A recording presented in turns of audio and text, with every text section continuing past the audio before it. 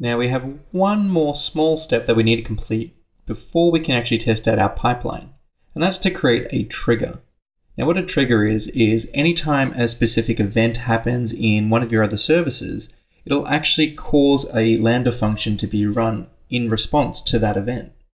The trigger that we want to create is we want the S3 bucket to run this Lambda function every time we upload a video into the bucket. This Lambda function will then create an elastic transcoded job from that file name that's passed through. To add our trigger, we're going to scroll down, and in the designer window, we're going to scroll down and select S3. Now we can see that it's been added as a trigger and we need to configure it.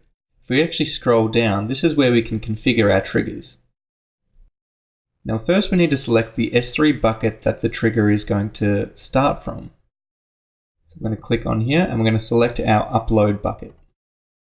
Next we want to specify what event is going to start the trigger. So we're going to select this and we're going to click on Object Created All. That means anytime a new object is added to the S3 bucket, this trigger will be started.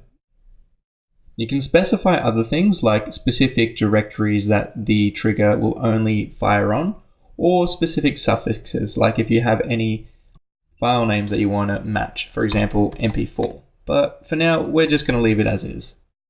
Let's click on Add. Now we need to actually save again, so we're going to scroll up to the top and click on Save.